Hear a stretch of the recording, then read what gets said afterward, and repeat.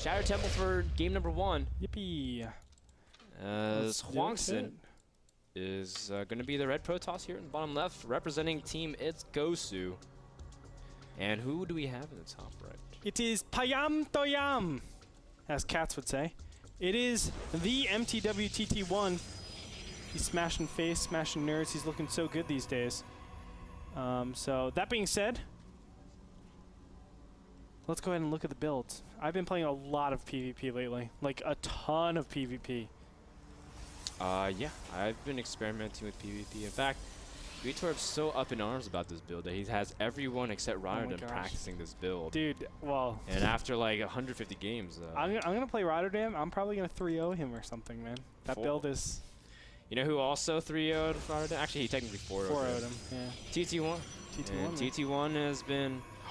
He's been thinking about some of these builds, and I'm just really curious as to see how things end up coming out, but nonetheless, it's PvP, Shadow Temple. Now, Shadow Temple has seen a lot of changes. Back when it was Lost Temple, things like Korean forward gates and cannon rushing used to be very prevalent on this map, but we've seen a lot of changes.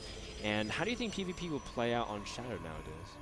I think it'll play towards the macro game. I mean, it is force cross position, and they have that little ramp, so it makes it a lot easier to play the defensive game. I don't think any 4 gates will be too strong on this map unless someone tries to do a super risky tech build, but I think that's not really within each other's range. HwangSin doesn't really do that as much anymore, and TT1 definitely loves his macro game, so I would suspect we go into a longer game, at least 2 base game. I do want to say that HwangSin does like this one build that is a 1 base, I think 4 gate or 3 gate robo. And he goes for Warp Prism play and tries to bust his opponent's yeah, he proxies a robo, yeah. Yeah, I have seen that. Well, sometimes he proxies, sometimes he doesn't. I've seen different styles of him. So I'm interested to see what he does this time around. Ooh. Well, he scouts and sees 1 gas. Ooh, a second gateway, so TT1 will go for 3 Stalker. Simulator steal Actually, as well. no, just kidding. He's got a first Zealot as one of his units. But by the way the buildings look, it looks like a 2-gate here. Now, HwangSin does go for a gas steal, trying to limit TT1's options, and gas steals actually are pretty devastating in PvP. Yeah, here's the thing, though. Is he actually doing it? He might be doing it. I'm sorry. Here's the thing, though. The gas steal, yeah, it does limit a lot of stuff, but now it actually brings up something that is pretty hard to stop, which is a fast expansion. Your opponent, TT1 at this point, can go for a fast expansion and fake 4-gate.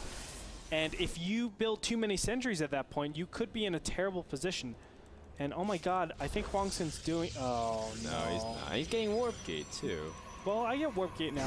Oh, do you? Okay. And the Greetor build for a long time. He was like, well, I'm not going to get Warp Gate. Dude, like, I started hitting like 1100, 1200 Masters with this build. And it's like, oh, I guess I need Warp Gate. So I finally started to say, yeah, let me go ahead and do that. Yeah, I see it. All right. Well, what do you see? You see a proxy robo, and we were talking earlier about what else is he making? And he is making another gateway. So he's hiding this 3rd gateway. He might even hide a 4th gateway. Yeah, he probably will. Yeah. There's no use of going just 3 gateway robo, in my opinion. I mean, 3 gateway robo is super defensive, but if you're going to proxy it all the way over here, you have to be going 4 gate, just because it's like, why would you do just this, this aggression that could be a lot heavier and obviously have all your buildings way out of position. This is going to be tough though, because the idea of 4-gate robo with Warp Prism is to avoid sentries basically, and you can really drop and mess up the AI there. You can see HwangSin scouts the pylon as well, and his robo is pretty late. He's going to warp in a couple Stalkers here to try to see if he can prevent the high ground from ever really coming on, but we see that TT1 is getting his Warp Prism out, and his 4 gates have finished, so the rush will commence soon if TT1 can get a hold of the pylon here. Nice shot by HwangSin, taking out this 1 pylon in the bottom position. Those Zealots will be able to warp in time before the pylon actually dies, but this should be a pretty big tell. He sees so many Zealots actually warping in here. 4 Zealots actually. He knows for sure that his opponent has 4 Zealots, so well, what do you usually have 4 Zealots for? Where's your gas going? Well, it might not necessarily be the robo. Don't get me wrong; it could be a lot of different things. But yeah. he should realize, okay, my opponent isn't going playing Stalkers. What are you doing with your investments? Yeah, there's got to be something, even if whether or not it's DTs or something suspicious. But he does force field, and he does get also into the top of the ramp.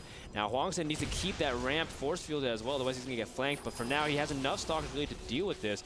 TT1 running for now, and he's trying to see if he can get a more favorable position.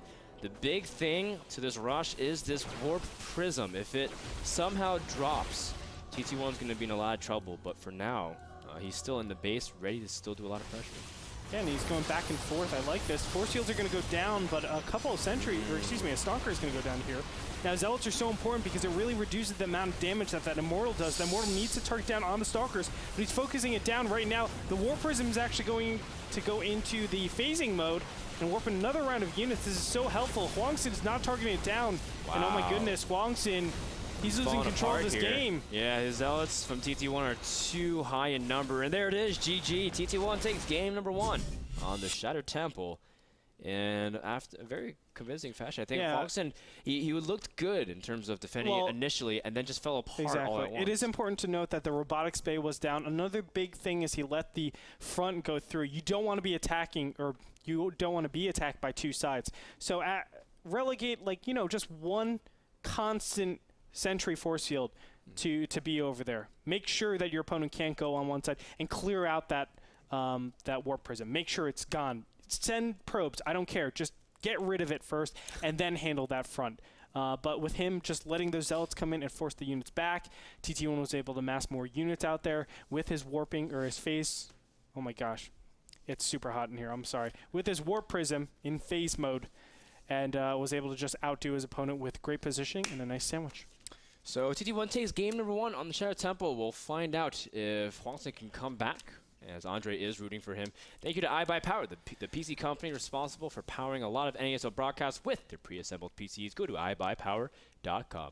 We'll be back with game number 2 on whatever map that Payam Toyam. Actually, no, HwangSin chooses. Just kidding. We'll be back. Don't go anywhere, guys. Division 1 is still going here at NASL Season 3.